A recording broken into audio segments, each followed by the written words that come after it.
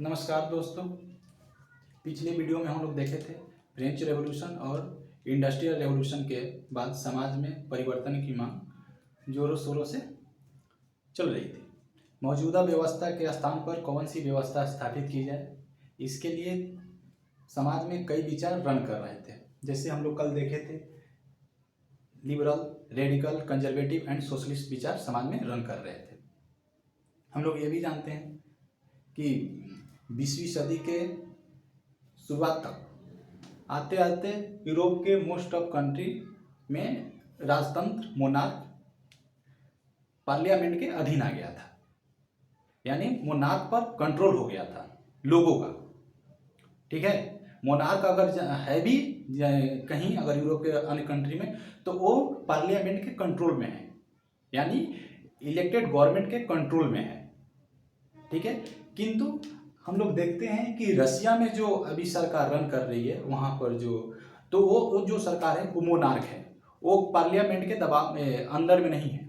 अब बाकी अन्य यूरोप में जो सरकारें हैं, चाहे वहाँ का जो हेड ऑफ स्टेट है वो इलेक्टेड है या लोगों के नियंत्रण में है, लेकिन रसिया का जो हेड ऑफ स्टेट है वो लोगों का नियंत्रण में नहीं है, यानी पार्लियामेंट के नियंत्रण में नहीं है। अभी भी वहाँ पर मोनार्क, ठीक है, मोनार्क है, आर्बिट्रारी है, एरिस्टोक्रेसी है,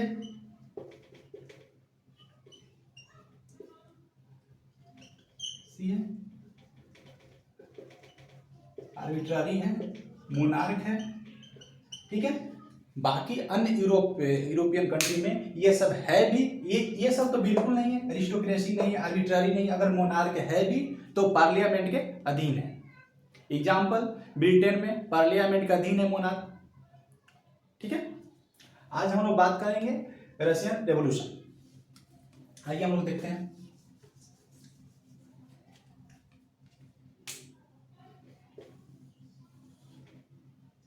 आखिर रशिया में क्रांति क्यों हुई? क्योंकि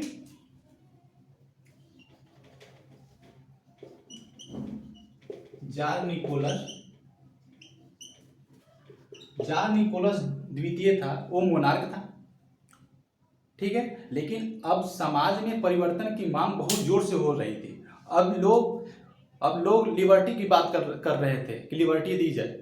अब लोग इक्वालिटी की बात कर रहे थे, लेकिन राजतंत्रात्मक व्यवस्था लिबर्टी, इक्वालिटी पर बात नहीं करती है। ठीक है, वो लोगों पर अंकुश बनाए रखती है। ठीक है, तो हम लोग देखते हैं कि जार निकोलस द्वितीय के अगेंस्ट में 1905 में रसिया में एक क्रांति होती है। वो क्रांति क्यों होती है, आइए देखते हैं। 1905 में एक क्रांति होती है राजतंत्र के विरुद्ध। पहला कारण क्या है? मोनार्क वर्सेस लिबरलिज्म, यानी कि मोनार्क और उदारवाद के बीच टकराव बढ़ रहा था। उदारवादी लोग, लिबरलिज्म लोग मांग कर रहे थे कि स्वतंत्रता दी जाए, लिबर्टी दी जाए, इक्वालिटी दी जाए, लिखने की स्वतंत्रता हो, बोलने की स्वतंत्रता हो। सरकार जो हेड ऑफ स्टेट है, मोनार्क है, वो पार्लियामेंट का अधीन लाया जाए। ठीक है, दूसरा कारण कि most of farmer are landless. ज्यादातर जो किसान थे रसिया में, वो या तो लैंडलेस थे या स्लेव थे। तो जाहिर सी बात है कि ये लोग ऐसी व्यवस्था की मांग करेंगे जहां पर इनकी कुछ संपत्ति हो या ये आजादी से मुक्त हो। ठीक है, तीसरा वर्कर कंडीशन वर्सन। मजदूरों की जो स्थिति थी वो बदतर थी, क्योंकि मजदूरों, एक तो वहां पर रसिया में बाकी यूरोप जितना इंडस्ट्रियल रेवोल्यूशन नहीं हुआ था, उतना उद्योग धंधे वहां पर नहीं लगे थे जितना कि यूरोप के अन्य देशों में लगे थे। ठीक है, अगर वर्कर काम भी करते थे तो उनकी कंडीशन बहुत बदतर थी। उनको 15 घंटा 16 घंटा फैक्ट्री में काम करना पड़ता था, कोई इंश्योरेंस नहीं थे। कोई एक्सीडेंट होने पर कोई मुआवजा नहीं था, महिलाओं की स्थिति और बदतर थी, महिलाओं के लिए कोई स्पेशल रूम नहीं था। ठीक है। और चौथा, कल्चरल डाइवर्सिटी थी। कल्चरल डाइवर्सिटी थी कहने का मतलब है कि रूस के समाज में वहां पर कई संस्कृति के लोग रहते थे। बुद्धिस्ट थे, मुस्लिम थे, ठीक है, प्रोटेस्टेंट थे, कैथोलिक थे, ये सब समाज के लोग रहते थे और कई अन्य भाषा बोलने वाले लोग थे। लेकिन रूस की जो सरकार थी, जार निकोलस द्वितीय जो राजा था, वो ऑर्थोडॉक्स चर्च के का मतलब उस पर ज्यादा प्रभाव था। ऑर्थोडॉक्स जो चर्च था इसका संरक्षण करता था राजा, और राजा पर प्रभाव इसका था। ठीक। अब बाकी ये सब जो अन्य कल्चर वाले लोग हैं, अन्य संस्कृति वाले लोग हैं, अपने आप को उपेक्षित महसूस करते थे। ठीक है। ये लोग मांग करते थे कि हमें भी इक्वालिटी दिया जाए। प्रोटेस्टेंट मांग करते थे कि हमें भी सम्मान और बराबर का हक दिया जाए। कैथोलिक भी मांग करते थे कि हमें भी सम्मान और बराबर का हक दिया जाए। मुस्लिम भी मांग करते थे, बुद्धिस्ट भी मांग करते थे। ठीक है। इसी यही सब कारण था कि 1905 में एक क्रांति होती है। हालांकि ये क्रांति तो होती है, लेकिन क्रांति के बाद राजा ने कुछ रिफॉर्म किया जिससे मोनार्क को हटाया नहीं गया, मोनार्क बरकरार रहा। मोनार्क 1917 तक फरवरी 1917 तक मोनार्क रसिया में रन कर रहा था। फरवरी 1917 तक। वो कैसे सफल हो गया कि इतना बड़ा क्रांति होने के बावजूद भी ये कैसे सफल हो गया? क्योंकि इनकी मांग थी कि हमें लिबर्टी दिया जाए, हमें मोनार्क पर प्रभावी नियंत्रण स्थापित करने के लिए कोई व्यवस्था दी जाए। तो इसके लिए इन्होंने एक पार्लियामेंट का गठन कर दिया, जिसको हम लोग ड्यूमा जानते हैं। ड्यूमा पार्लियामेंट का गठन कर दिया। ठीक है। तो इनकी मांग थोड़ा शांत हो गई। ठीक। आगे देखते हैं कि फार्मर की समस्या के लिए, लैंडलेस और स्लेव जो थे, इनकी समस्या के लिए साइबेरिया के एरिया में 6 भूमि देने की बात की, और उसमें जो बंजर भूमि है उसको कृषि योग्य बनाने पर विशेष बल दिया। ठीक है। तो कुछ समय के लिए मोनार्क बरकरार रहा, इनकी मांगे कम हो गई। ठीक है। और वर्कर के कंडीशन बदतर थे। इनके लिए क्या किया? इनके लिए फैक्ट्री एक्ट लाया। ठीक है। और फैक्ट्री इंस्पेक्टर की बहाली की। वो इनकी कंडीशन को जांच करता था, देखता था कि क्या कंडीशन है क्या नहीं है। हालांकि फैक्ट्री इंस्पेक्टर मालिकों के साथ मिली भगत था, उसका साठगांठ था। वो अन्याय हो रहा है फिर भी वो मतलब गलत इंफॉर्मेशन देता था। ठीक है। और कल्चर डाइवर्सिटी के लिए राजा ने बोला कि हम इसको प्रिजर्व करेंगे, सबको प्रोटेक्ट करेंगे। तो उस समय की क्रांति हालांकि हुई, लेकिन फिर भी मोनार्क की जगह कोई दूसरी व्यवस्था स्थापित नहीं की, क्योंकि राजा थोड़ा बहुत सुधार कर दिया। और उसी में देखते हैं कि 1905 के आसपास जापान से युद्ध भी किया था, वो भी हार गया था रसिया, तो और भी बदतर स्थिति हो गई थी। लेकिन इतना करने के बावजूद 1917 तक आते आते आखिर क्रांति क्यों हो जाती है? ये तो सुधार किया था, फिर भी फरवरी 1917 में क्रांति क्यों होती है? और मोनार्क के जगह इलेक्टेड गवर्नमेंट एस्टेब्लिश हो जाती है वहां पर। ठीक है। आखिर 1917 में क्रांति क्यों हो जाती है? आइए देखते हैं हम लोग।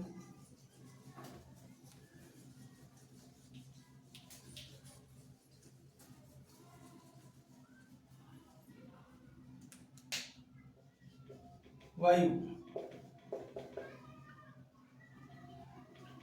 क्यों 1917 में क्रांति हो जाती है? कारण क्या है कि कुछ हिस्टोरियन मानते हैं कि जो राजा जो जार निकोलस जो था, जार निकोलस सेकंड जो था, वो जो सुधार किया था, कर रहा था, वो अपने परिणाम तक नहीं पहुंच पाया। क्यों नहीं पहुंच पाया? कारण था कि फर्स्ट वर्ल्ड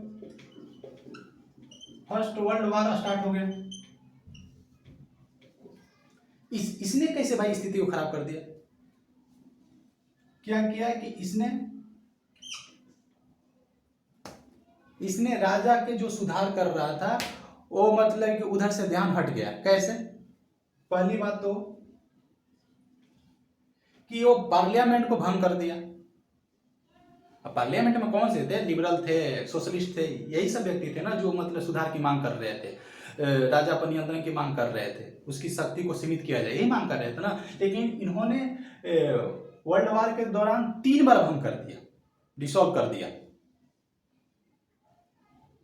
ठीक है, तो वो नाराज चल रहे थे। ठीक, वो और क्या बोलते हैं, लिबरल एंड सोशलिस्ट फिर ये विरोध करने लगे अपने अपने लोगों के माध्यम से। इनकी पार्टी थी democratic social democratic party workers, social democratic workers party, और इनकी पार्टी थी सोशलिस्ट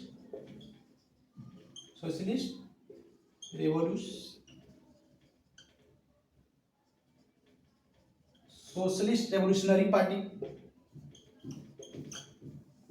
2 पार्टियां थी, एक लिबरल की पार्टी थी और एक सोशलिस्ट की पार्टी थी। ये दोनों बहुत जोर शोर से लोगों को लामबंद करने लगे, लोगों को मोबिलाइज करने लगे अपनी मांगों को मनवाने के लिए। ठीक है, और फर्स्ट वर्ल्ड वार क्या किया इस स्थिति में कि इन्फ्लेशन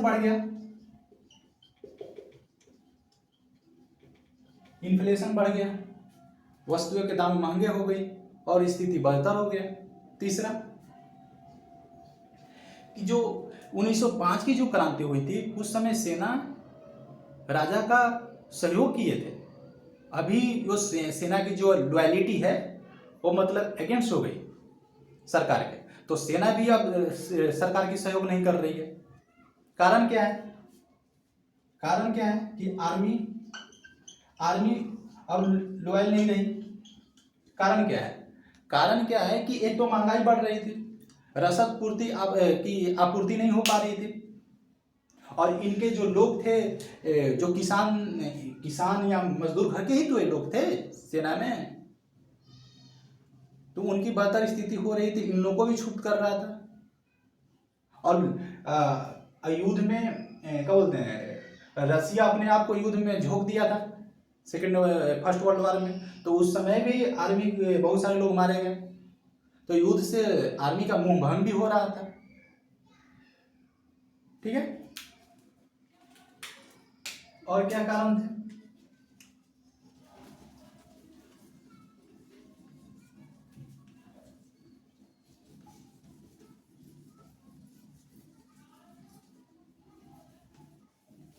और राजा कृषि के क्षेत्र में सुधार भी कर रहा था साइबेरिया के क्षेत्र में, तो जो मिनिस्टर को जिम्मेदारी दी गई थी उसकी हत्या कर दी जाती है, तो सुधार का कार्यक्रम कुछ रुक जाता है।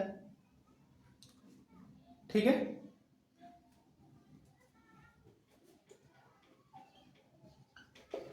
मिनिस्टर मर्डर ये हो जाता है।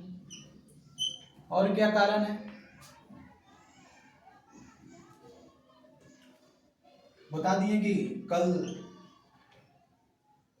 सभी लोगों को जो राजा वादा किया था कि हम आपकी कल्चर को सुरक्षा करेंगे, आपकी संस्कृति को सुरक्षा करेंगे, लेकिन राजा सुरक्षा नहीं कर पा रहा था, ऑर्थोडॉक्स चर्च का प्रभाव पूरा बढ़ रहा था। ठीक है, बाकी धर्म के लोग को उपेक्षित महसूस कर रहे थे। ठीक है, तो यही सब कारण था कि रसिया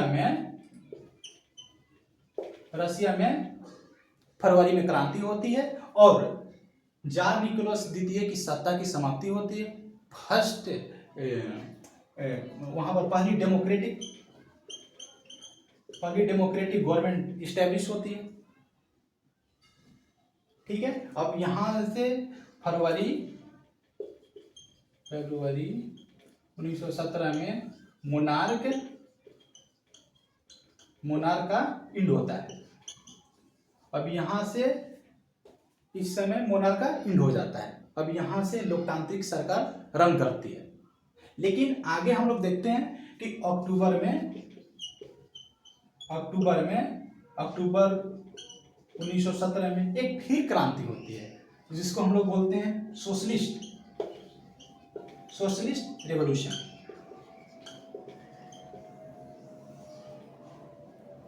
आखिर ये क्यों क्रांति होती है? जो पहला क्या बोलते हैं, जार के बाद, मोनार्क के बाद जब पहली क्रांति हो ही गई फरवरी 1917 में, ये डेमोक्रेटिक गवर्नमेंट इस्टेब्लिश हो गई, तो क्या कारण था कि अक्टूबर 1917 में फिर एक क्रांति होती है, जिसको सोशलिस्ट रेवोल्यूशन बोला जाता है, समाजवादी क्रांति बोलते हैं, चाहे इसको कम्युनिस्ट क्रांति भी बोलते हैं। ऐसा माना जाता है कि ये मार्क्स के विचार पर आधारित क्रांति थी, और उसके बाद मार्क्स के विचार पर आधारित व्यवस्था स्थापित की गई। आइए देखते हैं कि अक्टूबर में क्यों क्रांति हो गई।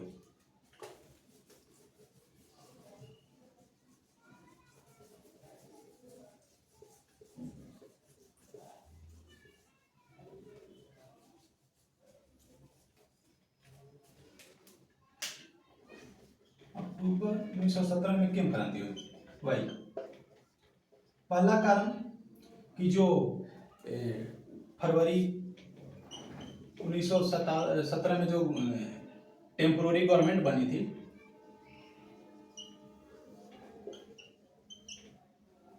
वो लोगों के अपेक्षा के अनुरूप नहीं हो सके। क्यों?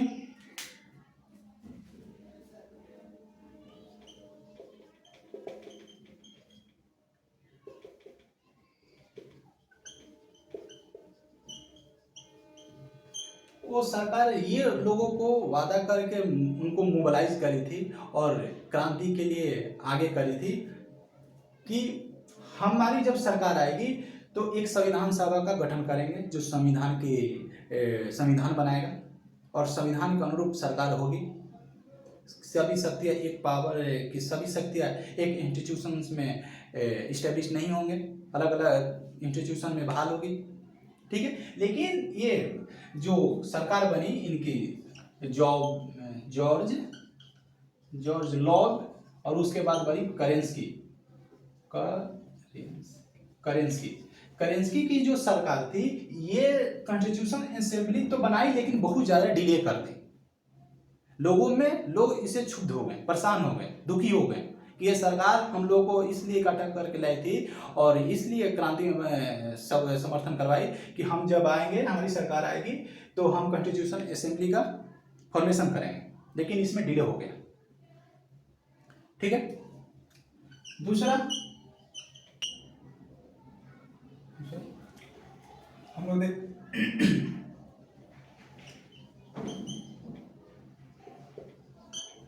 वार कंटिन्यू होता रहा। यानी कहने का मतलब है कि जो केरेंस्की की सरकार थी, चाहे जॉर्ज लॉग की सरकार थी, या ये लोकतांत्रिक सरकार जो आई थी, या उससे पहले लोगों का समर्थन इसलिए प्राप्त कर सकी, उन्होंने कही थी कि जब हमारी सरकार आएगी, जब हम लोग इस्टेब्लिश होंगे सत्ता पर, तो हम युद्ध से समर्थन वापस ले लेंगे। लेकिन इन्होंने युद्ध से समर्थन वापस नहीं लिया। तीसरा, लैंड, जो किसानों में लैंडलेस और स्लेवरी की समस्या थी, ये सरकार उसका समाधान नहीं कर पाई, सेटलमेंट नहीं कर पाई। चौथा,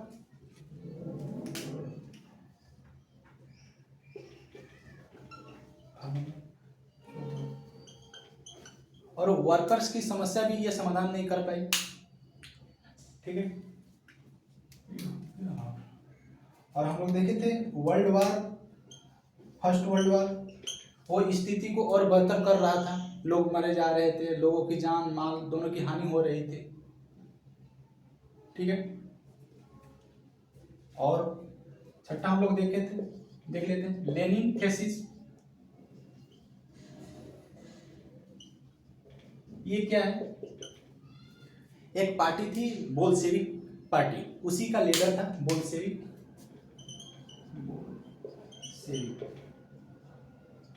पार्टी, इसी का लीडर था लेनिन।